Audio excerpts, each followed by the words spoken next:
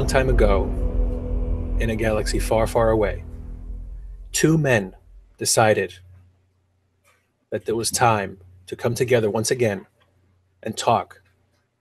Talk about something that arguably could be greater than life. That maybe it's life itself. And not in a weird midichlorian type of way, but more so Life-giving. it's a life-giving thing. And that is Star Wars. Specifically, The Last Jedi. Now, we haven't seen it yet, folks. And by the way, hi, I'm Maurice Mercado, and I'm joined by my good friend, JC. And Hello, everyone. a while back, we watched, as a lot of people did, The Force Awakens, and we loved it. And we talked about it. In fact, we talked about it so much that it was a two-part video that it's still sitting there on YouTube. About 3 hours or something? It was like maybe almost close to 4 hours total between the two videos. It's nuts. And it's still on the SCREENBUMS YouTube channel. You can check it out. And we talked at length about The Force Awakens, and yet I still feel like we didn't talk enough about The Force Awakens. So we're here today. Had 2 years now to kind of like marinate it, right? So exactly. So it's marinated. It's been sitting in the fridge, marinated. It's ready. It's ready to throw on the skillet. And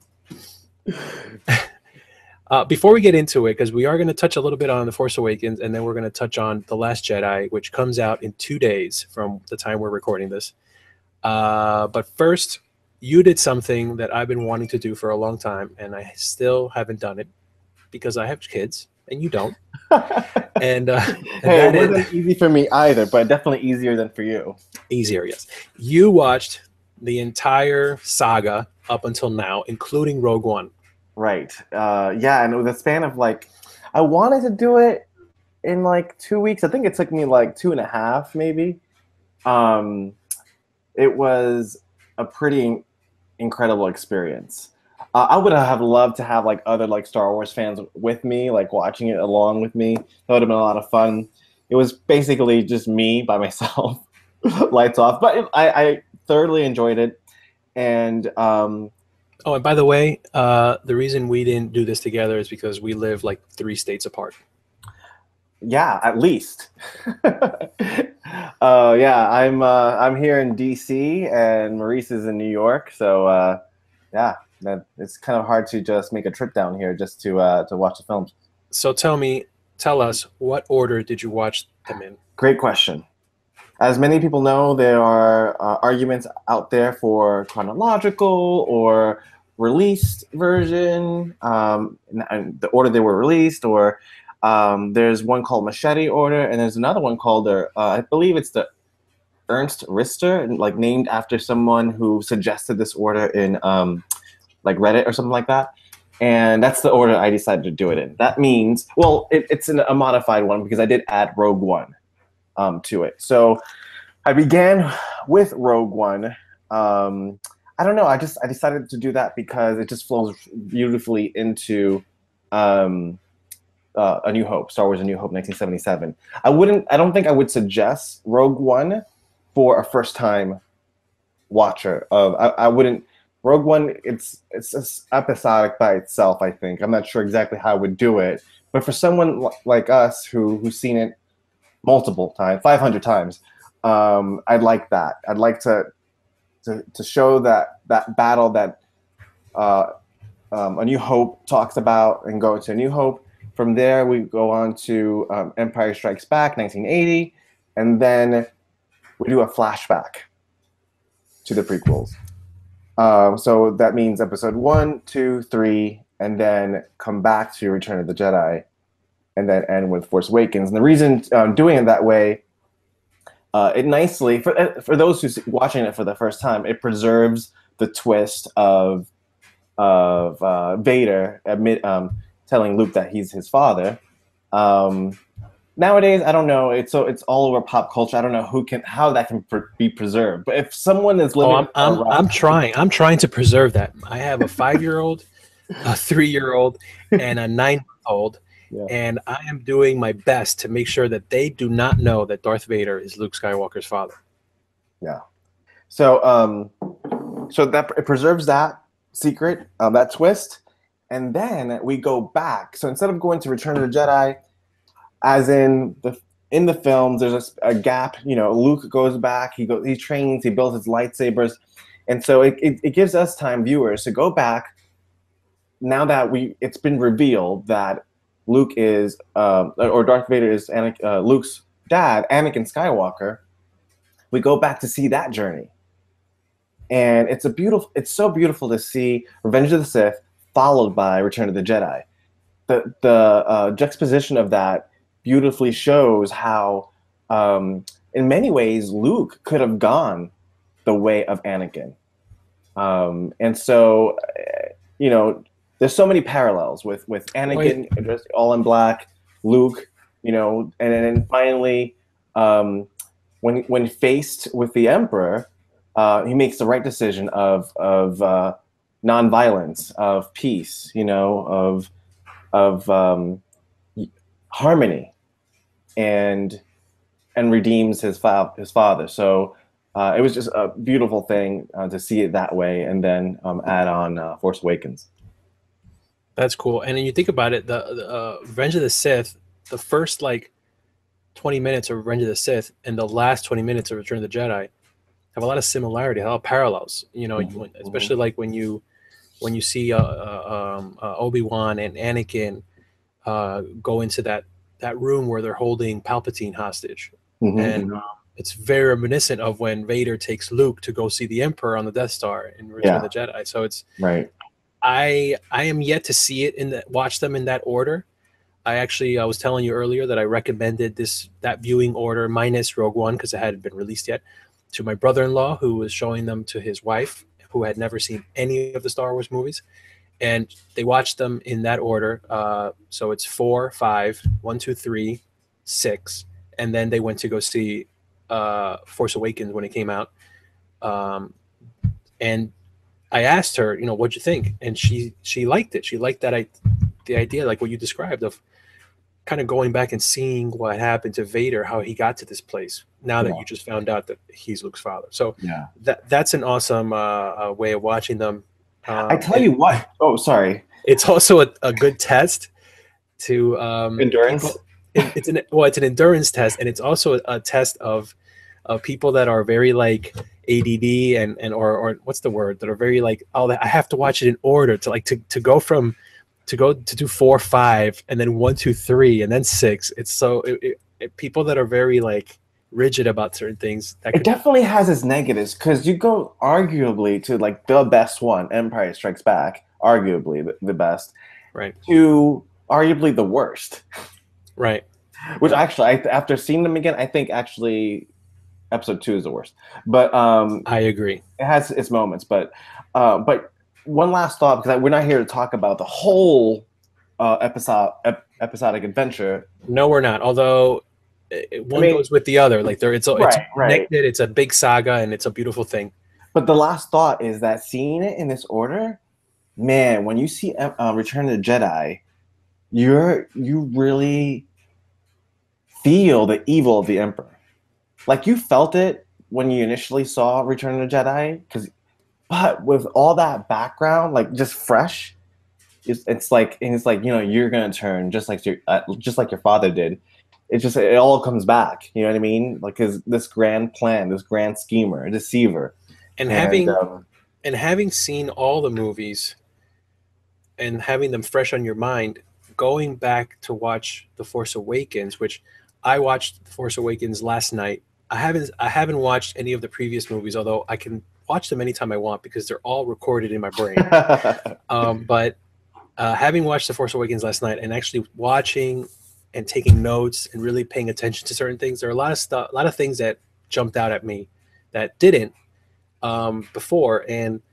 But for you, having experienced the whole saga in like a 2-week span and then rewatching The Force Awakens just before we recorded, it kind of gives, I think it gives a unique perspective of like how we're just dropped into this story in The Force Awakens. And it's like, wow, there's all this history, and yet so much time has passed that like now it's like a new beginning, and it's justly titled The Force Awakens. Right. Yeah. 30 years after the events on Endor.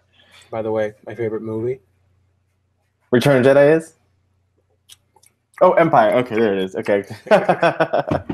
um, if I could give you one more thought on seeing them all, I think you know that for years and years, Empire has been my favorite film.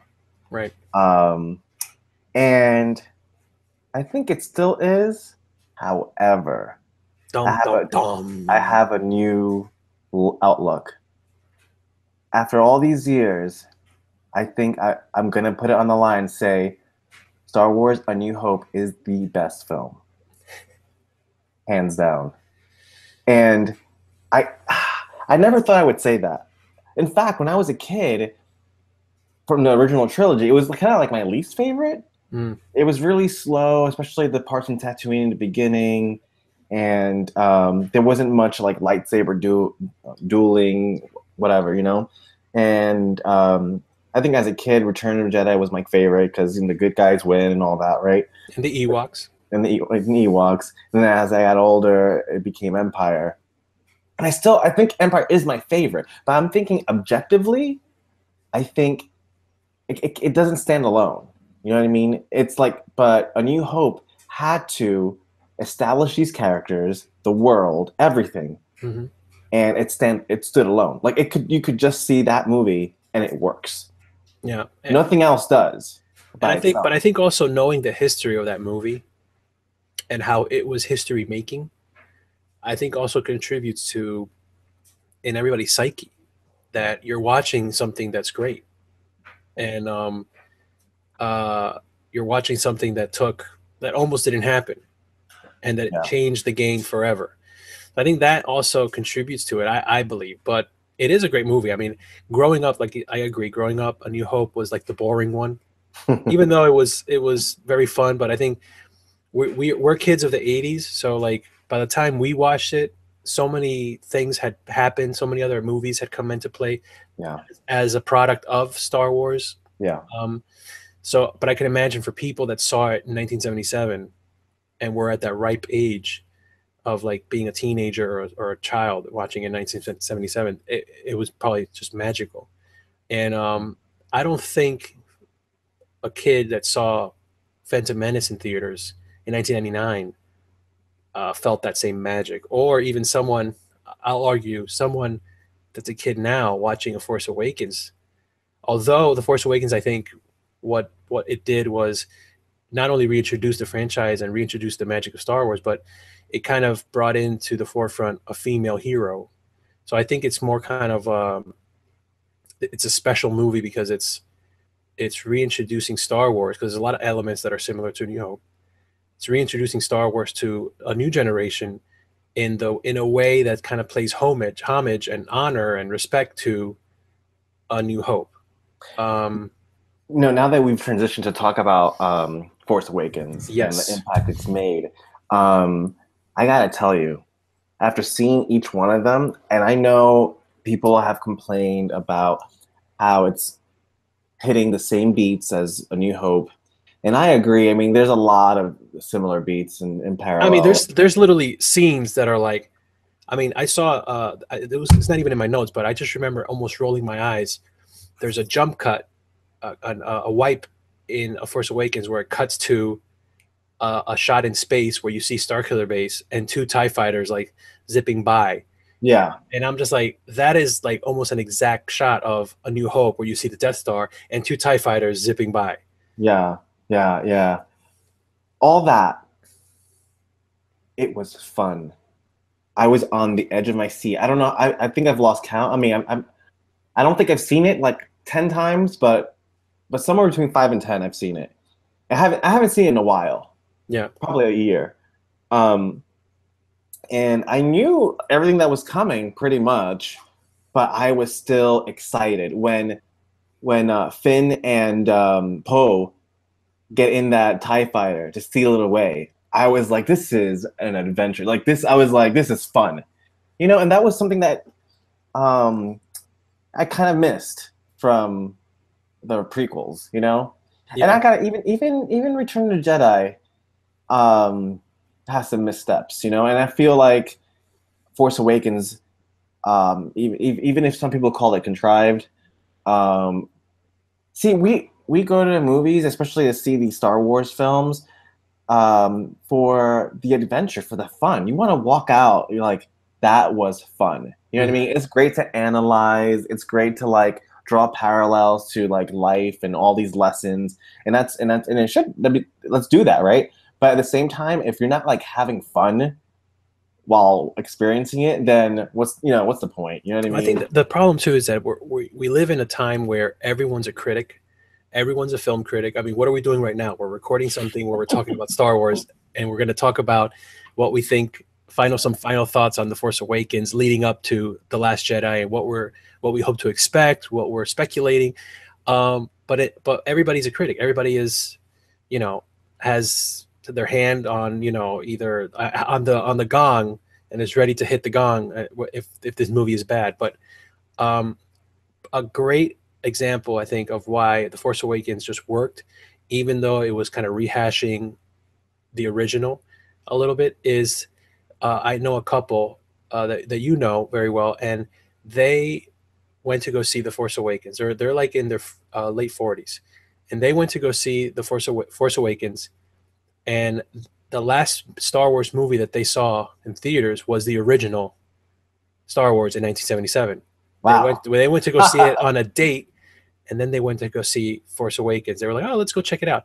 And we know, this couple, Hondo and Lucy, and they walked out of there, and my buddy Hondo said to me, I felt that I had that same fun of when we watched the original Star Wars. And Nice. I think that's the point. This movie Yeah. needed to, Star Wars is fresh to us because we keep rewatching it, and we keep talking about it, and we keep reading novels and graphic novels and comics on it.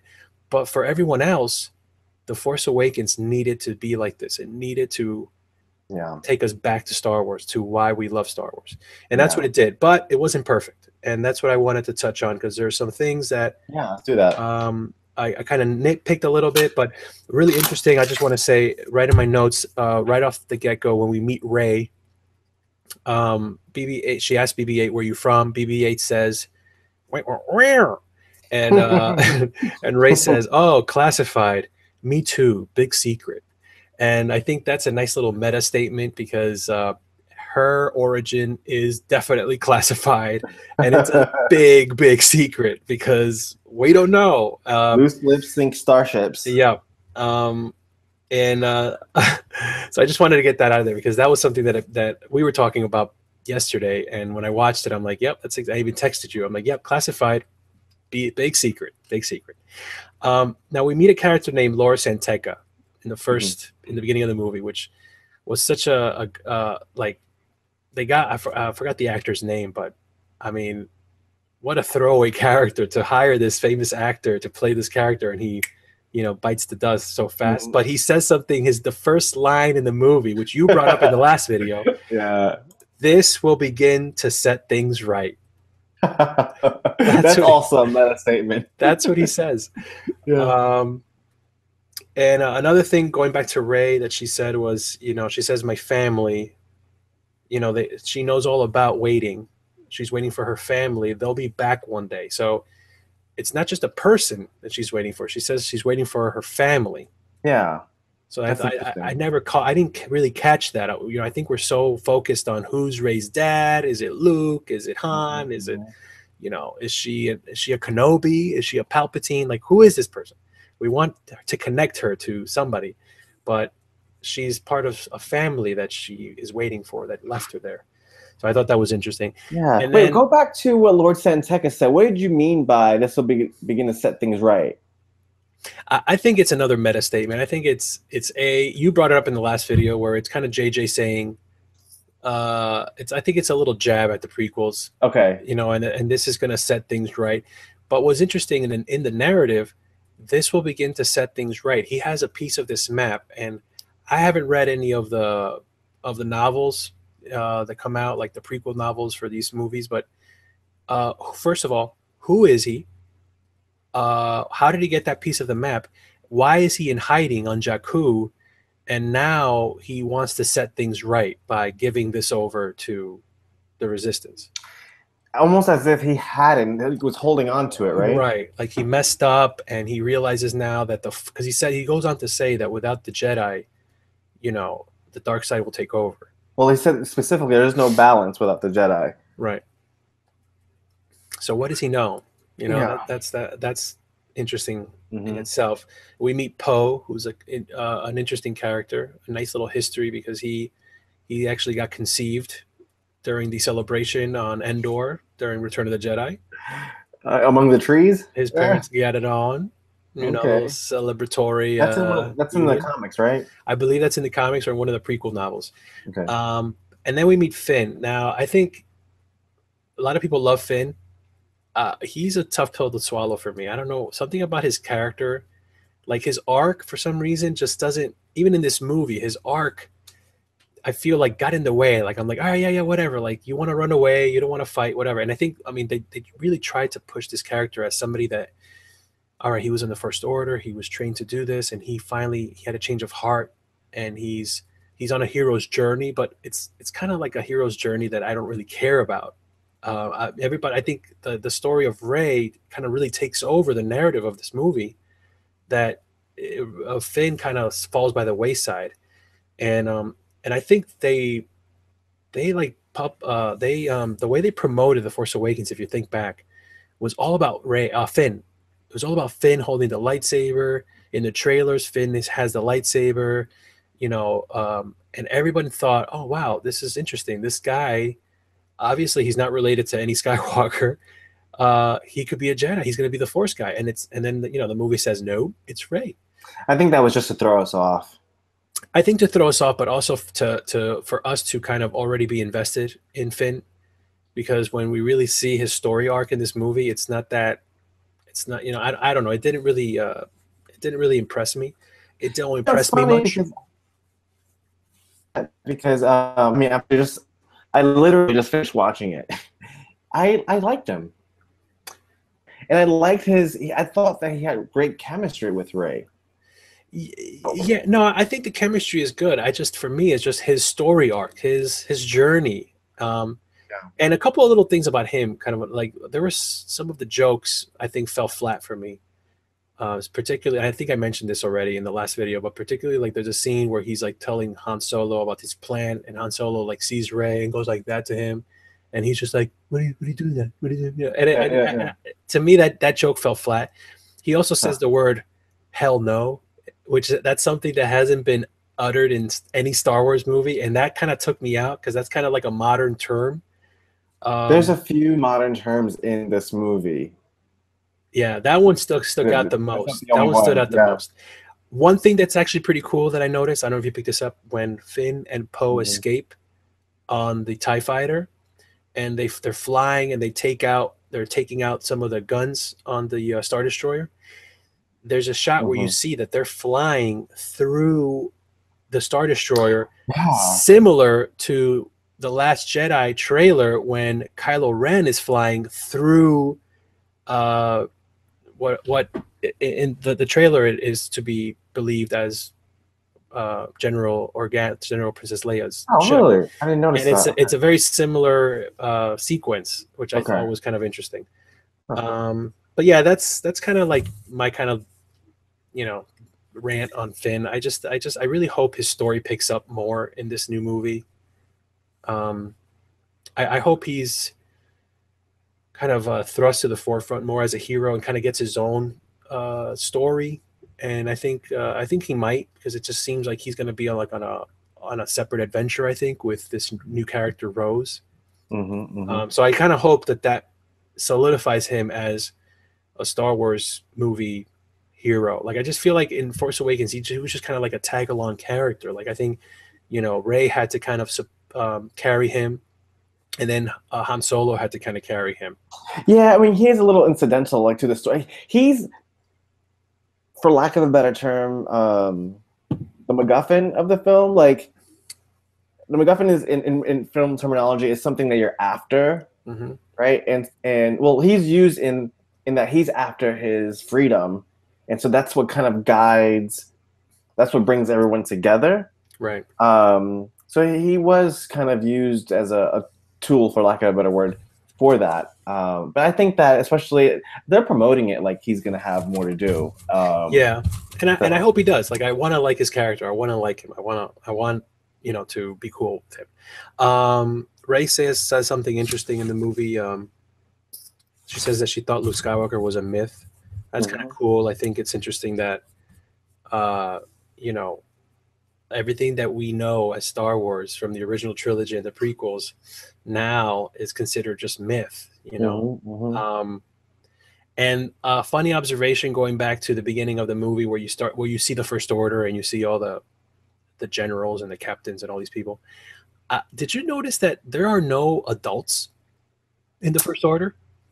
You know what? There's no grown-ups. There's no like old generals or old. I wonder what that's about. I wonder if that was an intentional decision. It's all predominantly young. It's almost like the First Order are millennials. It just represent they're just millennials, and they're trying to take over. Or one thought that I had watching it was, what if General Hux, he's so zealous, he's so angry, and I'm thinking like, what if like a lot of these First Order generals that are young, what if these are like the children of the people that died in the Yeah, yeah. Empire? Like This is their revenge. this is their revenge. This is the First Order rose from the ashes of the Empire. Like literally, this was the seeds of the Empire of all these people, because they're people. Mhm. They're not clones. They're not. These were people. The Admiral Yachty and what's General Piet and Yeah, all these other guys. Like, yeah, did they have kids? They had families back on yeah. Coruscant or whatever. Like these, I think these are like the children of the Empire. It's very interesting. I wonder if they'll touch on that in the Yeah. next one. Um, Well, Huck says some interesting things in his speech. mhm. I don't think I've recorded them down, but there's just such this intense hatred as if like I'm wondering what the Republic do. You know what I mean? Hmm. The First Order they seem organized, but they seem more like a terrorist group. Or a Uh, cell. It's almost like the First Order rose from like a paramilitary kind of entity that rose from the Republic. Like because where does this come from? Like how do you get the resources for that? I mean, not to get too you just it's fantasy, it's a movie, you just believe it, you just go with it. But the reality is, like, there was a new republic, and from that new republic, all of a sudden this First Order rose to the point where now you needed a resistance to take action, and kind of spearheaded by Princess Leia, um, the general. the general. So it's interesting that you have that dynamic where, I mean, my theory would be that perhaps the First Order was maybe part of the military of the New Republic that maybe secretly was planning to secede from the Republic and become this thing, you I know? think from what I understand, First Order, I think it was a remnant of the Empire. Right, So right, yeah. no, yeah. Any other observations? What you You had said know, earlier, there was just a few things that just stood out to you, right? That you yeah, had a nose. Yeah. I wrote down, the whole Rathtars, the Rathtars that Han Solo and Chewbacca are. I feel like that whole thing was Mhm. not necessary. That entire section of the movie where these two gangs confront Han, and these Rathtars, run amok and they have to escape. Like, it, it could have been.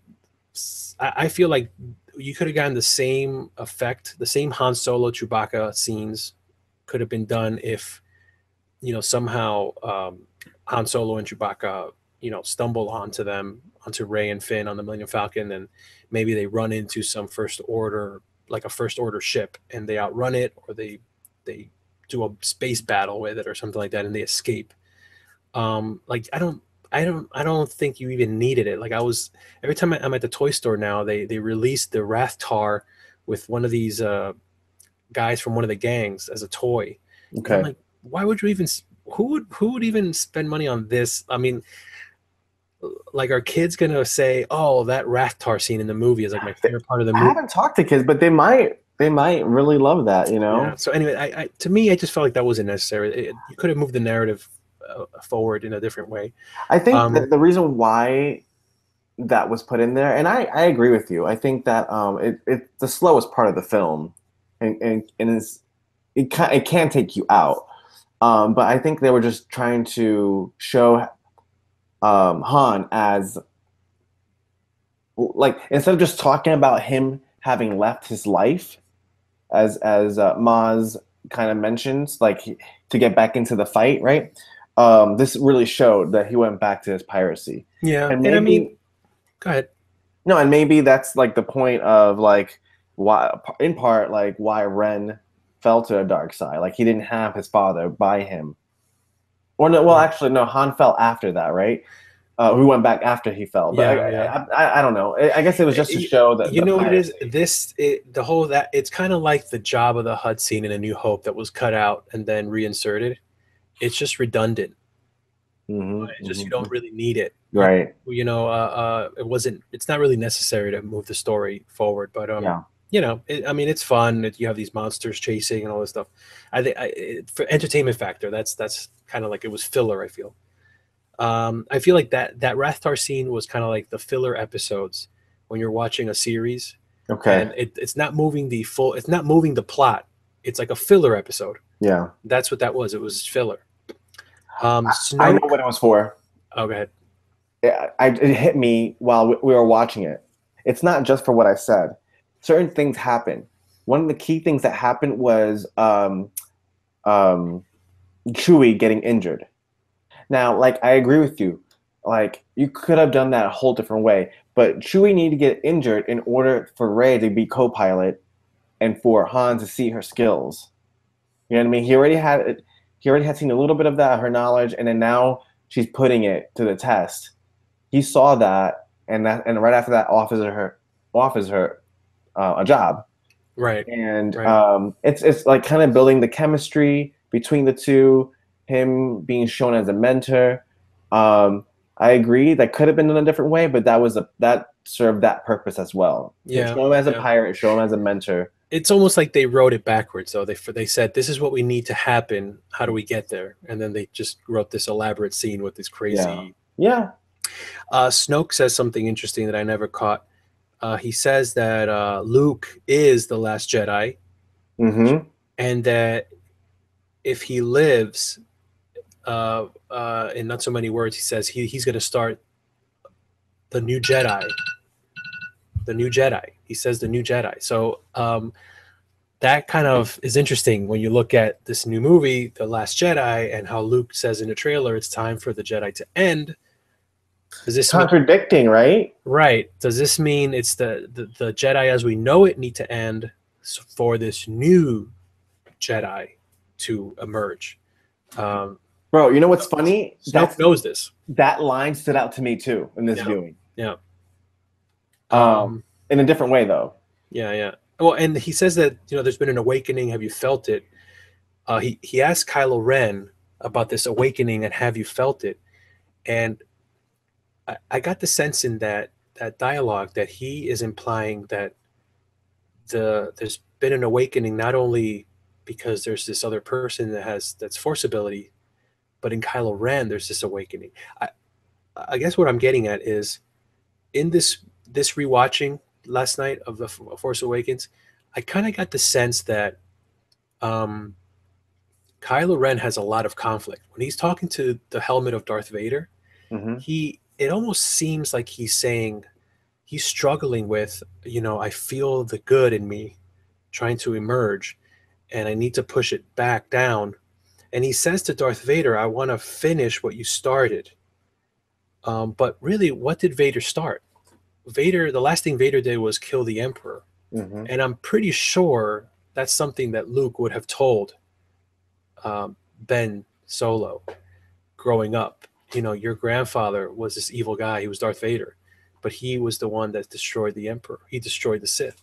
Mm-hmm. So does that mean that Kylo Ren wants to finish that, and that's why he's drawing close to Snoke, because he wants to get close enough to destroy It's a Sith. the Sith, to If destroy the he's a Sith. if he's a Sith. So I kind of got that it's this awakening, Interesting. it's the struggle, not just in Rey but in Kylo Ren. So that's going to be an interesting thing that I look forward to see how that plays out in the Last Jedi. Mm-hmm.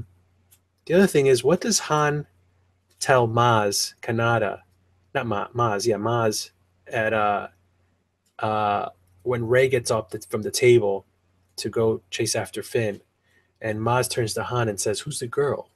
Mm-hmm. And I wonder what was that conversation, because we cut from it. Yeah. And then the next time we see Maz, she's like running down the stairs saying, "The lightsaber called to you." You know, it's almost like, what did Han tell her about? Like, does Han know something that he doesn't Yeah. let on in this movie? That was something that kind of Can I chime in? I don't think he does. I don't think he knows who she is. Nothing in his reactions indicated that he knew who she was. Hmm. So I think that's, again, trying to throw us off, adding intrigue, mystique, and that's great and all. I think what he did tell her was all he knew, that this girl's from Jakku and wants to go back, which is what Maz said he told her when she goes down. Now, the reason that Maz goes down, I think, this is where this direction of Star Wars is changing. I think that the Force is not strictly Jedi Sith, used by Jedi Sith or Sith. Maz knows. She says she knows the Force.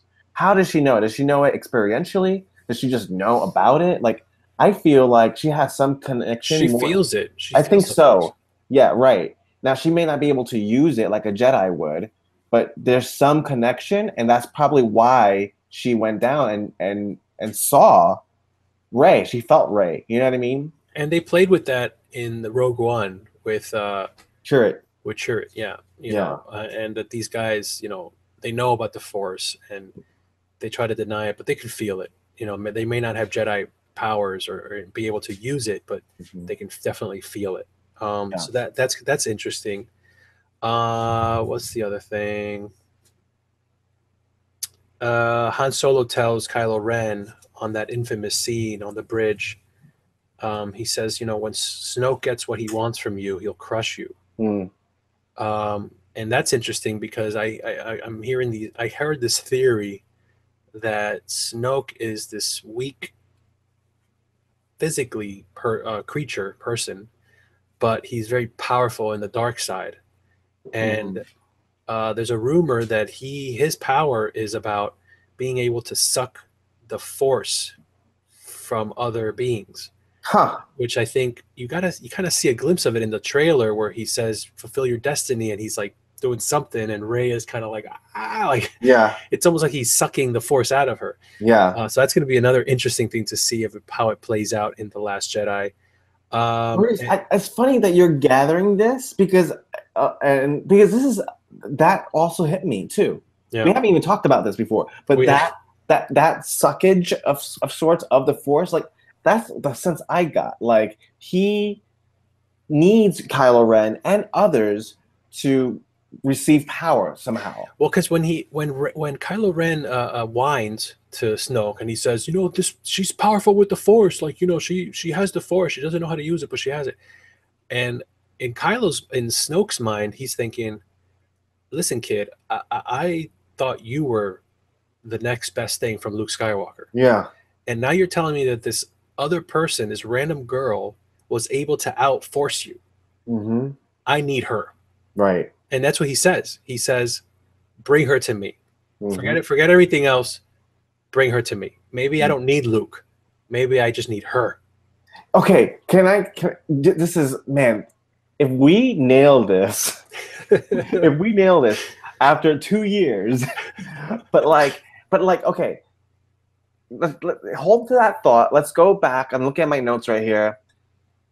Snoke says, if Skywalker returns, the new Jedi will rise. The new Jedi will, he's talking as if not that Luke is going to bring up the Jedi, but they're already around. Like they're there. You know what I mean? And That's interesting. this Yeah, yeah. awakening, like Rey is just part of this awakening.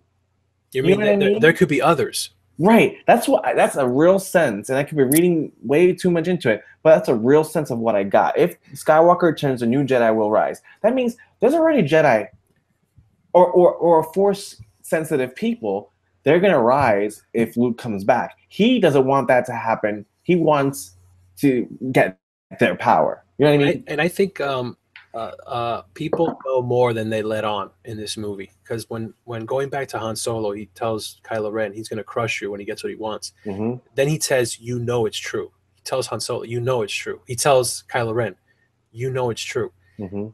Like, this is common knowledge. Like, you know what Snoke is capable of. Mm. You know, Princess General Leia tells Han, you know, it's this is not him, it's Snoke. You know, They might be playing each other. right? Like, and which is why Kylo tells Rey at the climax is like, you need a teacher. Let me show you the ways. You know, going behind Snoke. Yeah, yeah. So this is interesting. Now this leads up to we're gonna try to do these questions that we prepared beforehand. I just want to say one thing. My last thing. Now you could tell me what your last thing is. Observation of the Force Awakens. My last Yeah. observation of the Force Awakens is, well, two things. I know they had to kind of like speed up the ending a little bit, but I would have liked if the ending would have shown Rey and Chewbacca kind of traveling a little bit longer to get to Yeah. Luke. Like, I felt Yeah. like they just put it into hyperdrive and 2 seconds later they're there. Yeah. I mean, if he's this planet is supposed to be like this uncharted planet in the outskirts of this unmapped area, you know, you would think it would have taken a little bit longer. Like maybe there's, you know, maybe they could have squeezed in a little scene where they had to fly through an asteroid field or something. Maybe like a little throwback to Empire or something like that. So at least when they get to that island, it's kind of like, wow, we finally made it. You know? Yeah. You know, I every time I saw the movie, I felt the same way, except this last time. And the reason is this: it's kind of like pretend like there's an island in the middle of the Pacific Ocean, right? There's no way to get to it if you don't have a map to it. Like the ocean is so big, how are you going to find it? You know what I mean? But if you have the coordinates, boom, you go right to it. That's true. That's the way. That's kind of the way I pictured it. I think that's a good way of looking at it. Which leads me to my last thing on the Force Awakens, which is when Rey makes her way up to where Luke is. Mm-hmm. There's a quick shot, and I mentioned this in the last video, I believe, where you see like some books or like some kind of like wooden box or something that's tossed on the floor. And that's the last thing she walks over before she gets to the little field where she sees Luke standing there. I don't know if you caught that. I didn't catch that. Oh my gosh, you gotta go back, because Okay. I didn't pause it. I wanted to pause and see like what is this? Like, I have a feeling those are the books. Those are like the books that we see in the trailer that he has in that little cave. Okay. Like something happened leading up to Rey's arrival. Hmm. That he's kind of like in that robe and just staring out into the abyss. Writing the Jedi Bible. You know, my wife just chimed in. She says he's writing the Jedi Bible. But like, what is that? Like, what happened that he got flustered or whatever, and he tossed that on the floor and on the ground and walked over to that cliff where he stood there until Rey showed up. You know, what happened? That like he must have just had an epiphany of sorts, huh? And that leads us to this is the first question here. We gotta speed this up. What will the crawl say, being that this movie takes place immediately after The Force Awakens? Yeah, I don't have an answer to that question. I have no idea. I don't know what they would do. This is what I think. Go ahead. Oh, go ahead. Unless it's like they play with time, which they've never done in other Star Wars. Like you start, they could do a cold open where it literally you see Lucasfilm and they do something they've never done in any Star Wars, and they cold open to handing in the lightsaber, and then they have a few words, whatever, and then you go into the crawl. I think that first of all, I don't know how I feel about this. I wouldn't like that. About the how no, well, I don't know how I feel about just having this movie take place immediately after The Force Awakens. Like every Star Wars movie at least has a little bit of period of time that has Yeah. taken place. That's why you have a crawl, because it basically tells you Right. what happened leading up to the right now, what we're going to see. Um, I think what they could do is there could be a crawl that basically talks about how what happened to the First Order, like what's going on with the First Order. Kylo Ren is on his way to see Snoke, Mm. devastated by his defeat or whatever. Mm-hmm. And then maybe right after that, you either pan down into space and you follow Kylo Ren's ship as he goes to see Snoke, or you can pan down to the planet and go right to Rey and Luke handing of the lightsaber, having a little interaction, and then it jumps to what's the First Order doing, and then you pick up the story there, because there's a lot of stuff that's going to happen in the beginning of this. There's what's the First Order up to? Kylo Ren has to meet up with Snoke, Rey and Luke. Uh, there's some kind of battle that's going to take place, I think, early on in the movie. So what sets up that battle? So it's going to be interesting. I just don't know exactly what you could say in the crawl when the movie is taking place immediately after the last one. Yeah. Except just basically saying, um, after the devastating blow the First Order received by the destruction of Starkiller Base, Kylo Ren is now on his way to see Snoke. Meanwhile, Rey is finally found Luke Skywalker. Like the crawl is basically going to tell us what we already know. Yeah. It's so that's what I'm saying. Like it could be what we could see if they stick to a formula, which is they at least the prequels didn't stick with this, but you stick with showing the evil empire first, right? With the pan down to a ship, to a Star Destroyer, whatever, and then you go to see what the good guys are up to. You could fast forward to what's happened, months, and then kind of rewind back to what happened. They definitely need to stick to the formula of definitely a crawl and then something. Like I don't think they would do like a cold open. I can't see that happening. Although I Rogue One taught us that all bets are off when it comes to how you start a Star Wars movie. Yeah. All right. Next question says, what will Luke and Rey first? What will their first interaction be like? I have a hard time with this too, because it seems like they reshot that scene again that we saw at the end of The Force Awakens. Like it seems like that was the first shot that Rian Johnson filmed, which is Rey handing him the lightsaber. Mm-hmm. So I'm like, so it's just I don't know. Now, granted, that scene might end up on the cutting room floor. We don't know. Maybe it did. Maybe the movie starts with now they're, I think there's definitely a scene where there's like a campfire by the Millennium Falcon where you see Luke and Rey talking, and maybe Chewie's there and R2-D2. Porgs. Maybe we see some porgs. I think the first interaction might be that. I don't know that scene where she's handing him the lightsaber is going to maybe that might all be publicity, right? Yeah, that might not have even made it. I think he shot that just in case. Yeah. He needed it, but I don't think it's going to make it in the final cut. Interesting. Well, will we find out who Rey's parents are, and will it matter? Well, I think Rey already knows who her family is, because she says, "I'm waiting for my family." Yeah. It matters to me who she is, because listen, in A New Hope, we didn't know too much about Luke Skywalker. We know that he lived with Uncle Owen and Aunt Beru. They didn't think too much of his father. And then we find out that Obi-Wan says, "Oh, your father was a great pilot, and he was a great Jedi. He was a Jedi Knight." And then Darth Vader killed him. That's all we know. Yeah. That's some backstory. That's enough to get us through that movie and get us through the next movie when we find out even more about who he's from. So we didn't get anything about Rey in The Force Awakens. So we need to get something. Yeah, I agree. I think that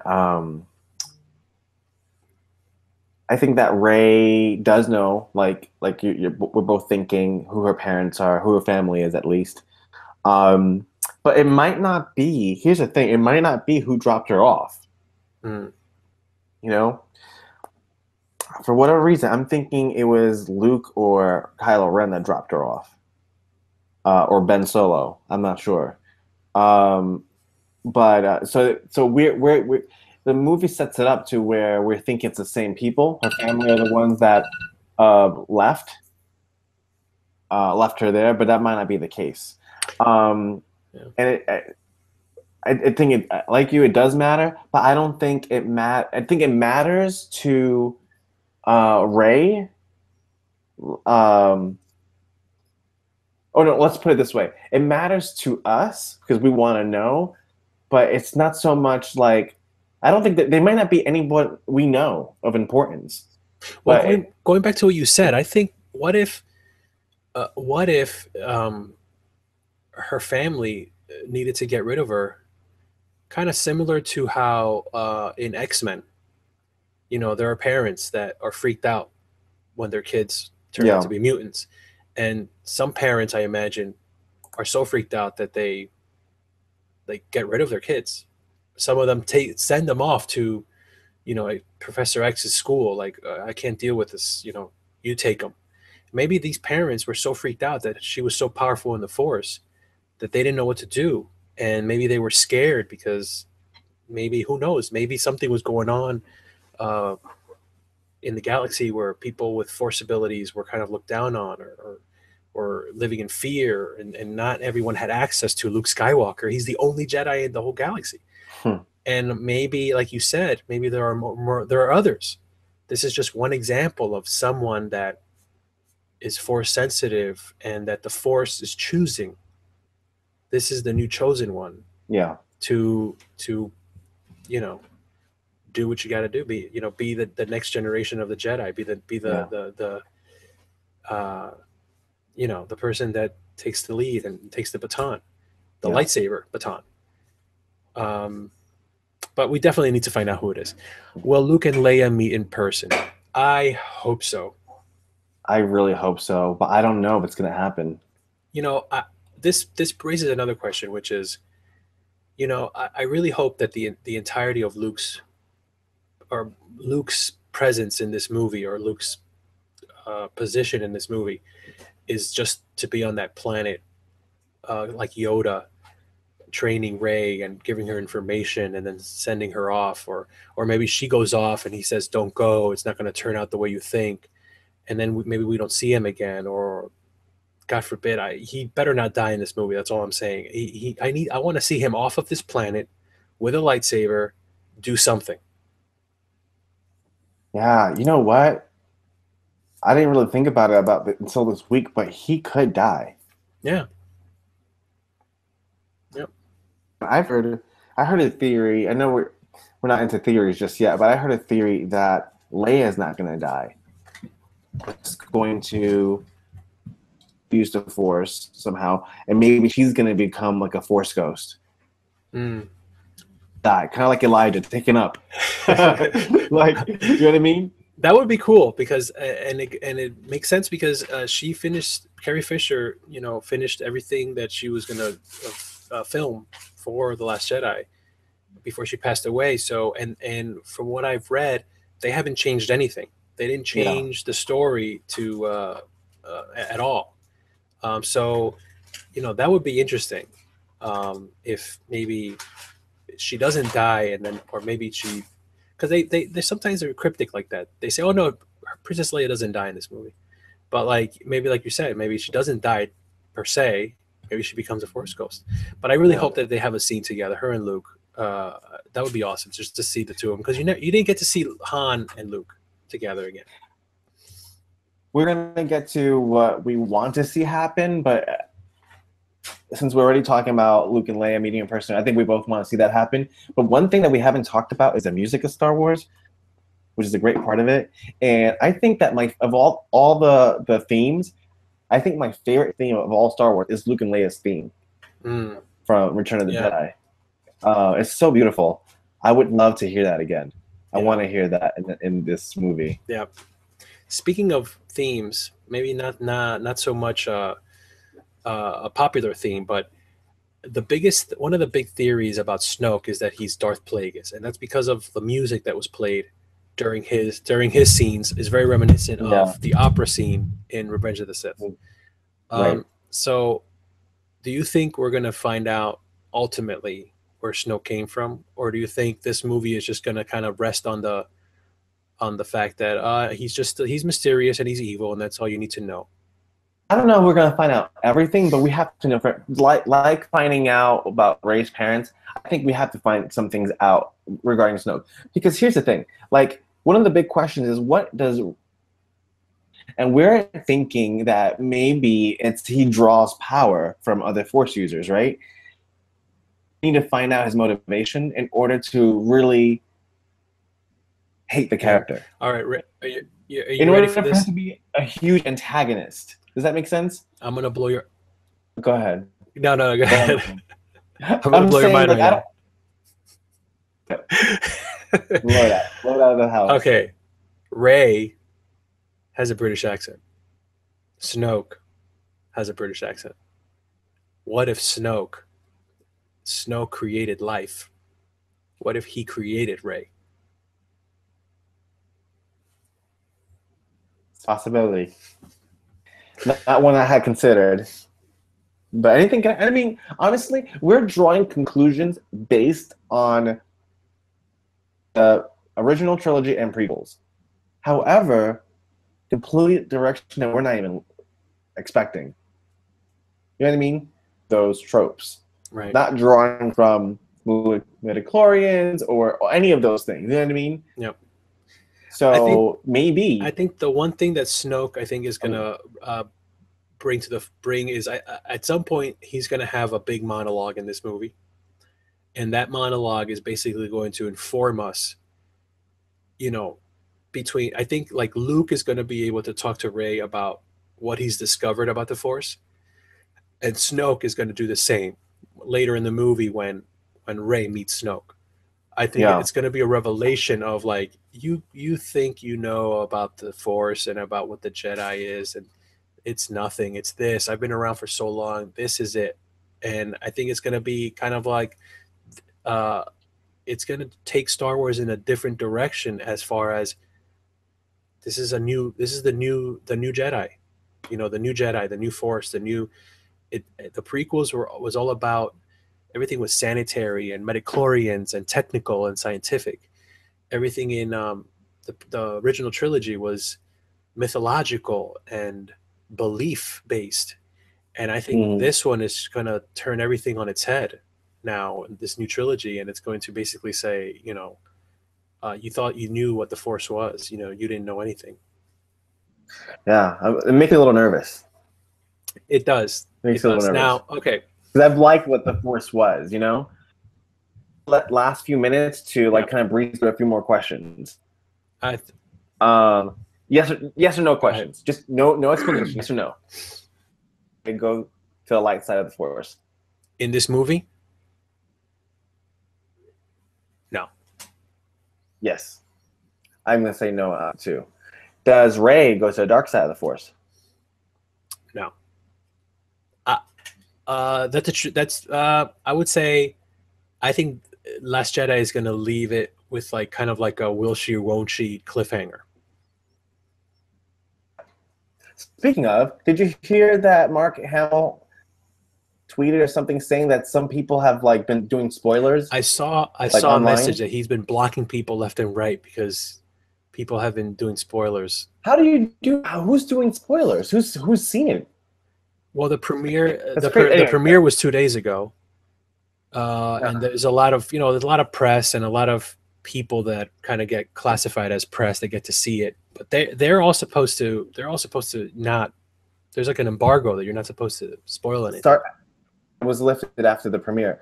However, after this conversation, after tonight, I'm doing my own media blackout. Oh, yeah, yeah. So, I guess to wrap up, we kind of hinted at this, but what do you want to see happen? What is it that you want to see happen? Oh my gosh. I want this movie to not end.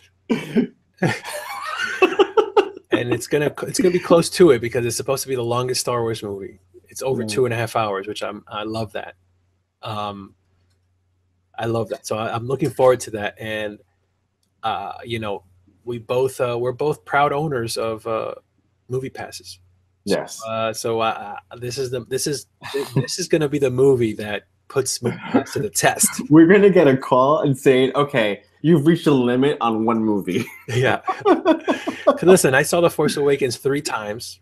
Yeah. I saw it Thursday before it came out. I saw it Friday when it came out, and then I saw it like a week later, a late night show. My brother wanted to go, and we went to see it again. Rogue One, I only saw once in theaters. I don't even know who you are, and I'm ashamed to admit that. I'm very ashamed. I saw that actually more than Force Awakens on the theaters. Yeah. But this movie, I need to see. It needs to be rewatched many times. I really hope. What was the question again? What do you want to see happen? What I want to see happen? Well, I think we talked about it already. I want to find out who Rey is. I want more about Rey. I want to know more about Snoke. I want to see Luke in action. You know. Yeah, me too. I want to see him hold a lightsaber. I want to see him with a lightsaber. I want to see him be just badass with the lightsaber. Just show that how force powerful he actually is after all these years. I want to see him interact with Leia, which we mentioned already. And you know, I mean, I don't think like he might pick up a lightsaber, but I don't think he's gonna use it. I think he's gonna be wizard status. Yeah, he doesn't need it. I think he's just so powerful with the Force. Yeah. It's just going to be like just tossing people left and right, like Vader did in that hallway scene. What if this is what throws us completely off? Like, if you don't use it, you lose it. What if he's weak in the Force? That's a good theory. That's a good one. It's true. It could be. It could be. Oh my goodness, dude! I can't wait to see this movie now. All right, predictions. Wait, okay. Well, let me tell you what I want to see happen. Let me see. I think we've gone through all. Oh, one of the things that I would love to see happen is more connections to the prequels. As much as people shun the prequels, and I myself don't love it, I'm an especially big fan of Qui-Gon Jinn. And he was very underutilized character.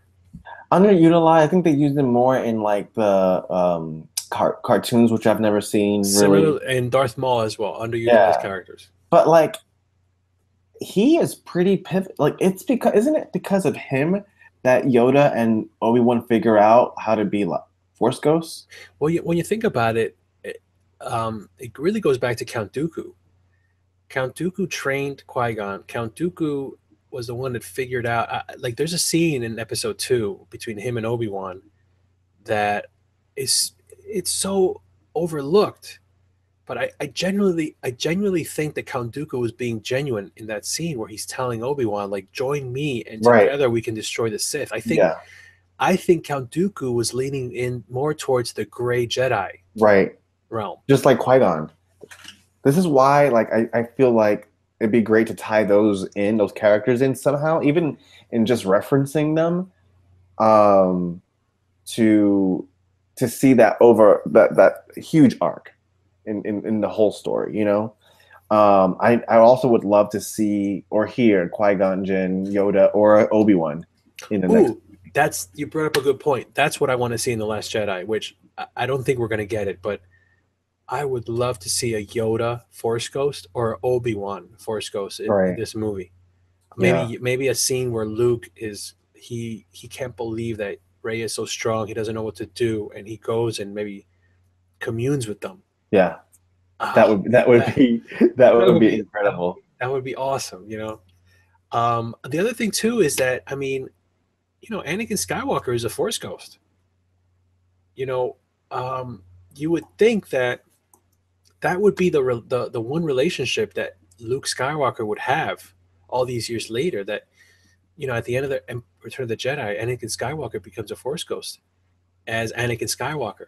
Yeah. So just like Obi-Wan kept in touch with Luke, you know, after he became a Force ghost, you know, you would think that Anakin and Luke would have this, that he would be able to commune with him throughout all these years, and that would, that kind of like would be why it stings that much more that Ben Solo became Kylo Ren and idolizes Darth Vader instead of Anakin. That's interesting. So, but yeah, I can't wait to see this movie. Those are the things that I wish we are. I want to see. But as far as speculations, I mean, I think we covered a lot of it. A lot of the things that we think is going to happen. Um, I think one thing that I haven't said, I mean, we alluded to it, but I think Snoke, his seduction has some. Okay, somehow he convinced Ben, who became Kylo Ren, that like there's some lies that are happening where you see Kylo Ren is like a collector of sorts. mm. He has Darth Vader's he's mask. He wants a lightsaber. Like Snoke refers to him as, you know, the kind of like the leader of the Knights of Ren. Yeah. We haven't seen the Knights of Ren. Yeah, I wonder if we're gonna get to see them. That's another one. That might be that would be awesome if we see Luke. That's where Luke battles. He battles the Knights of Ren. He goes through them like butter. Yeah. That's what I want to see. Oh man, we could keep talking this. We can go on forever. The point is, in 2 days, all these questions will be answered. I want to know I want to know why R2D2 was woke up when Rey came. They better answer that. Yeah, definitely. And oh my gosh, it's gonna be great. In 2 days, Last Jedi comes out, and this video, but will probably go up the day before. So this is great. This is great therapy. I enjoy talking about this stuff. I enjoy talking about Star Wars. Thank you, JC, for doing this with me. And join us next time, because we're definitely going to do this again. We're going to be talking now after we see The Last Jedi. We're going to regroup. This little mind trust that we have here, we're going to regroup, and we're going to see if we were right on any of this. I think our minds are going to be blown on how far off we were on things, and then surprised on things that we nailed. So that'll be fun. The one thing that it's not a spoiler, but The Last Jedi has like a 92 or 93% on Rotten Tomatoes, which I usually don't even care about that, but it kind of shows that it's definitely a movie that those that saw it, the consensus is you're going to like it. So I think it's definitely going to be enjoyable because it's a Star Wars movie, and I after the prequels, like you can't do worse with Star Wars. I don't know. Oh man, that's hilarious. No offense to the prequel lovers out there. There's some critics who said that this new movie is worse than Attack of the Clones. See, this is why everybody's a critic. Everybody's a critic. I actually, you know, it's funny rewatching the prequels. I haven't rewatched them in a while, but I think it was last year. I watched the prequels. We did like a little marathon at somebody's house, and I gotta say, episode 1 is enjoyable, even though a lot of it doesn't make sense, and a lot of the exposition is unnecessary. But the whole midichlorian thing is ridiculous, and the whole trade and federation and taxations of whatever, all that stuff is ridiculous. But it's actually a pretty, when you look past that stuff, it's a really fun movie. Oh, every prequel has its moments. Yeah. You know? I mean, episode 2, which is the worst. I agree that episode 2 is the worst. I think I saw episode 2 the most in theaters. Wow. You know, and Revenge of the Sith, I saw the least amount of time in the theaters, because Revenge of the Sith just leaves a bad taste in my mouth because it's just so heart-wrenching. Yeah, I think we were just over it by then. And it's so dark, and just it's the one that literally like almost brings my wife to tears. So, you know, Anakin, you're breaking my heart. You know, that's All right. Anyway, well, so we'll, thank you. We'll maybe- reconvene when The Last Jedi comes out. crazy. I'm not gonna get to see it till Saturday. You'll have Oh. 2 days ahead of me. You probably will see it twice before I see it once. I won't be able to talk to you then. Ugh. No, you But won't. I think I we're won't. getting this complete silence for the next 2 days. Yep. Well, thank you guys for watching, and we'll see you next time when we talk about The Last Jedi. And if you want more, you could always catch my buddy JC on. Do you still tweet? Do you even use Twitter Every once in a while. every once in a I while? use Instagram a little more. You know. Yeah, Instagram's a little bit more. I haven't really been keeping up with the ScreenBumps Instagram account, but you can check me out the Maurice Mercado on Instagram. I'm always posting stuff because I'm a photographer by day and a Star Wars lover by night. I'm just at JC Lagares.